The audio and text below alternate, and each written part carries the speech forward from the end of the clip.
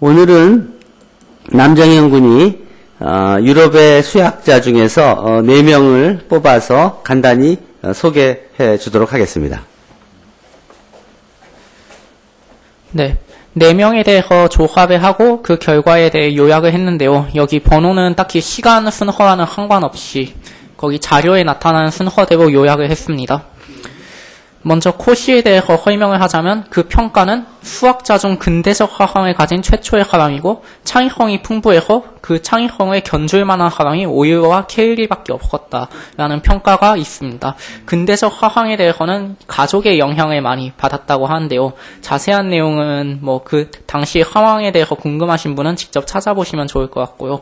먼저 코시의 주요 수학화적 특징에 대해서 말씀드리자면 먼저 현대 수학이 어떻게 18세기 수학과 구분되는가, 먼저 수학적 해석에 엄밀성이 도입되었다라는데 우리가 해석학 시간에 배웠던 입실론 델타를 이용한 그런 극한의 엄밀한 정의들, 이런 것들이 이제 이 코시라는 사람의 그런 많은 영향을 받게 되었고요. 또한 조합이론을 독립적이고 추상적인 연구로 발전시켰다라는 것이 있습니다. 특히 치환군론에 있어서 여러분이 대수학을 배우시면서 코시의 정리를 비롯한 것들을 보신 적이 있을 겁니다.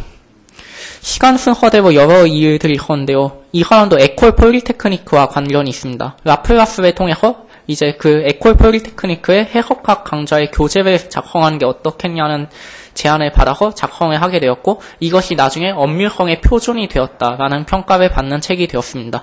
그 이후 에콜 폴리테크니크 교수 활동을 하면서 27세에 가장 권위 있는 수학자로 가우스와 비교되는 사람이 되었습니다. 그리고 우리가 복수 해석학을 배우게 될 때 그 복소수의 극한을 포함한 정적분에 대한 엄밀한 논문을 쓰게 되었는데 이제 이것이 우리가 배우는 현 복수함수론의 기초가 되었습니다. 그리고 여러 가지 사회적, 정치적으로 어려운 문제를 겪게 되었는데요. 특히 프랑스에서 일어났던 혁명 이후로 이탈리아로 망명하는 등 정치적인 문제들이 있었는데 이제 1838년에 그런 문제들, 양육을 비롯한 개인적인 문제나 또 이제 학사원 회원은 정부의 충성에 허락하지 않아도 된다는 그런 특별 면책 조건이 있었기 때문에 입대가 되어서야 원외 자리로 돌아와서 연구를 할 수 있게 되었습니다. 그 연구 활동이 이 사람의 특징을 보자면 굉장히 다양한 방면으로 순수 수학과 응용 수학을 비롯해서 순수 수학이라 하면 대수학 연구나 혹은 해석학 연구 등 다양하게 진행을 하게 되고 응용 수학에 대해서도 물리학이나 광학 등 다양한 부분에서 응용을 하게 되었습니다. 논문을 굉장히 다양하게 만들었는데 이것에 대해서도 재미있는 일들이 조금 있게 되죠. 먼저 이 사람은 자신의 논문을 다 발표하기 위해서 일종의 학적 기관지를 또 이용하게 되고 학사원에서 학회부를 발간할 때 재미있는 일화가 있는데 학사원에서 학회부를 발간하기 시작할 때 이 코시라는 사람이 내는 논문들, 기사들이 그 양 때문에 잉크 값을 감당할 수가 없었기 때문에 그 기사의 분량 제한을 4페이지로 제한했다는 일화가 있습니다. 그리고 이제 50세 이후에 복권된 이후, 자리가 복귀된 이후 이제 19년간 모든 수학 분야에 걸쳐 500여 편의 논문, 많은 논문들을 작성한 사람이죠. 이 논문들 대부분 다 짧게 쓴 것들도 아니고 다 장문으로 대부분 남겼다는 특징이 있습니다.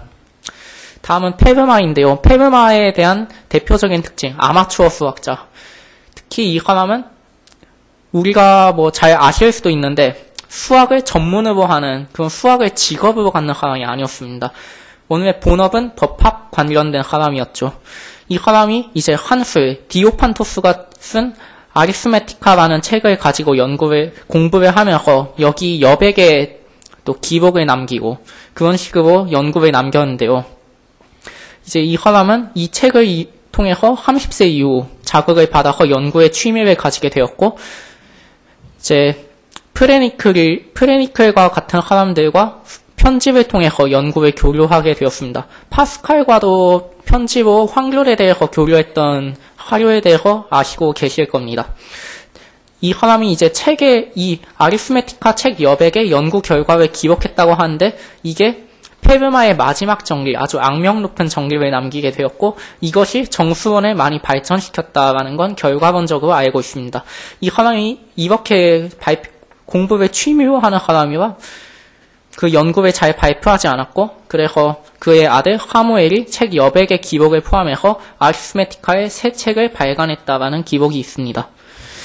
이 사람의 업적들을 살펴보자면 먼저 정수론의 추상적 연구가 시작되었고 해석기하학의 창시가 되었고 뭐 미분과 관련해서 접선, 뭐 극대극소나 구적법 등을 연구하게 되었고 또 응용수학에서 유명한 빛에 관해서 광학에서 최소 시간의 원리라는 걸 발견하게 되었습니다. 그리고 이 사람이 증명했는지는 알 수 없지만 페르마의 마지막 정리가 향후 수학자를 발전시키게 되었습니다. 아래의 그림은 이제 이 페르마에 대한 자료를 그림으로 남긴 그 설명하는 재미있는 그림이 있기에 가져왔습니다. 이 사람이 이제 350여 년 동안 수학자들을 아주 고생시킨 사람으로 유명하게 되었죠. 카페 베네에서 저거 뭐 커피가 나 좀 줬어? 자, 내가 사 먹었어? 이거는 여기에선 보통은 드라마 같은 데서 뭔가 애매한 결말을 남길 때 이렇게 끝나는 경우가 많이 있죠. 네. 다음은 파스칼입니다. 파스칼에 대해서는 이 사람도 유명한 수학자인데 그 사람이 어떤 사람이었는지에 대해서는 자세히 들어볼 수가 없었는데 이 자료를 공부하게 되면서 어떤 사람인지 알아갈 수가 있었습니다. 평가는 수학과에서 가장 위대한 인물이 될 뻔한 사람, 되지는 않았다라고 할 수도 있겠네요. 어린 시절의 천재성이 가우스 이상이었다라고 하는데 수학자로서의 명성은 우리가 지금 느끼는 것과 반대로 그 천재적인 어린 시절과 반대로 수학자로서의 명성은 가우스가 훨씬 높다고 할 수 있겠죠.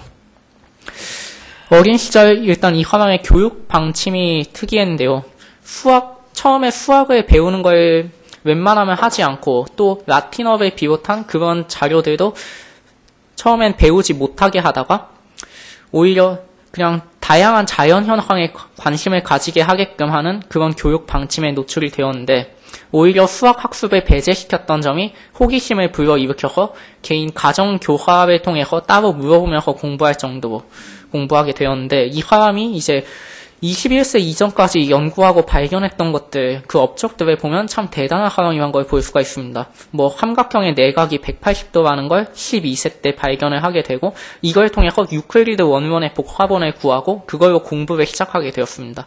13세에는 파스칼의 삼각형으로 유명한 그 조합론에서 우리가 흔히 보았던 그 파스칼의 삼각형을 이 사람이 13살에 발견한 것을 우리가 공부했던 것이고 이제 14살이 되었을 땐 프랑스 수학자 단체 모임에 참여해서 교류를 시작하게 되었습니다.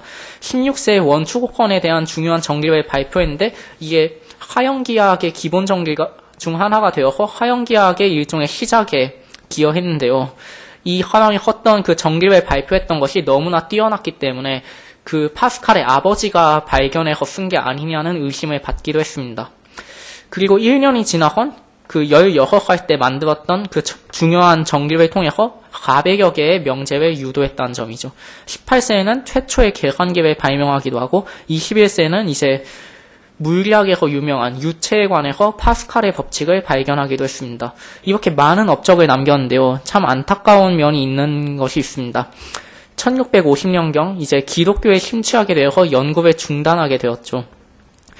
다만 3년 후에 다시 수학을 연구해서 이제 페르마와 교류하게 된 편지도 있고 아무튼 그렇게 확률의 수학적 기초를 마련하게 되었습니다. 그런데 4년 후에 이제 1954년 마차 사고를 통해서 좀 신비주의적인 종교관념에 집착을 하게 되면서 수학 연구로부터 멀어지게 되었고요. 오히려 자신을 학대한다던가 그런 식으로 좀 삶이 피폐해지게 되었습니다. 1958년에 치통을 앓다가 하이클로이드에 대해서 이걸 연구해볼 그럴 만한 계시라고 생각해서 그것을 연구하다가 그걸 잠깐 연구했는데 이제 그 이후에 다른 연구는 없이 고통스러운 4년을 더 보내다가 1662년에 사망했는데 결국 이 사람에 대한 평가는 그의 엄청난 천재성을 가지고 있었음에도 불구하고 그 천재성을 낭비했다라는 후대의 평가를 받고 있습니다. 다음은 오일러입니다. 제가 개인적으로 존경하는 사람이기도 하고 18세기 최고의 수학자 혹은 이미 지금에 이르기에도 최고의 수학자라고 평가하는 사람들도 있으며 논문 다자광으로서 범위를 어떻게 설정하느냐에 따라서 공동 1위 혹은 독보적인 1위 그럼 2위, 같은 공동 1위는 누구라고 생각하시는지는 모르겠지만, 뭐, 알려진 사람은 헝가리 수학자 에브레시 파리라는 사람이 있는데, 그 사람이 또 논문을 많이 써서 오일러와 견줄 만한 논문 다자왕에 꼽히고 있습니다. 네, 이 사람은 이제, LHC 넘버는 뭔지 들어봤어요? 네, 들어봤습니다. 이 사람이 이제 교육을 배우게 되고 수학을 연구하게 된 과정에 대해서 말씀드리자면 베르누이의 영향을 많이 받았습니다. 요한 베르누이, 야곱 베르누이 형제에게 그 재능을 인정받고 교육을 받게 되었는데 결국 나중에 이 베르누이의 추천으로 상트페테르부르크 아카데미에 임용이 되었습니다. 다만 그때까지는 다니엘 베르누이가 주로 수학 쪽으로 좀 활약을 하다가 오일러는 그때까지 의학을 비롯한 분야에서 가르치고 연구하고 있었습니다. 다니엘 베르누이가 이제 스위스로 돌아갔을 때 이제 오일러는 그때부터 수학 교수로 본격적으로 재직하여 많은 활동을 하게 되었지만 그런 연구 환경 가운데서 오른쪽 눈의 실력을 상실하게 되었습니다. 그리고 잠시 베를린 과학 아카데미에서 좀 활동을 하게 되는데요. 이때 프리드리히 대왕의 초청으로 활동을 하게 되었지만 대략적인 활동 분야는 뭐 수로를 만든다든지 등 실질적인 문제를 어떻게 해결하는지에 대해서 그런 문제에 주로 기용이 되었습니다. 다시 상트페테르부르크 아카데미에 돌아오게 되는데요. 프리드리히와 관계 악화로 인해 복귀를 하고 이 과정에서 이제 1771년 왼쪽 눈까지 실명하여서 이제 양쪽 눈을 다 볼 수 없었지만 계속 연구를 지속했고 오히려 눈이 멀고 나서 훨씬 많은 연구를 하게 되었다는 것이죠. 이렇게 할 수 있었던 원동력은 그 사람의 계산 능력이나 기억력 등이 아주 뛰어났던 점도 한몫을 했을 것입니다. 그렇게 1783년까지 죽기 직전까지 연구를 멈추지 않고 진행을 해서 논문 다자왕 1위로 꼽힐 수 있었던 점이기도 하겠죠. 교과서를 여러 쓰게 되었는데 그 교과서에 대한 평가가 수학적 기호를 잘 썼고 명확한 개념으로 설명이 되어 있다라는 점인데 여러 기호들이 오일러로 인해 표준화되었습니다. 뭐 파이, 아니면 자연함수 E, 허수 I, 인테그랄, 시그마, 뭐 함수를 fx로 쓰게 된 것들, 사인함수, 코사인함수 등 이 모든 것들이 뭐 파이 같은 경우엔 오일러가 최초로 사용한 건 아니지만 결과적으로 표준화시키는 데는 오일러가 가장 큰 기여를 하게 되었죠.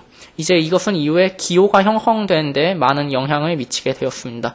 계산 실력이 뛰어났다고 말씀드렸는데요.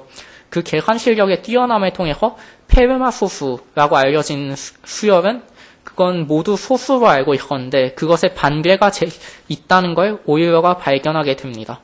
그래서 이런 계산 실력을 비롯해서 최고의 알고리스트, 즉 계산 방법을 연구하는 수학자로서 최고였다라는 평가가 있습니다.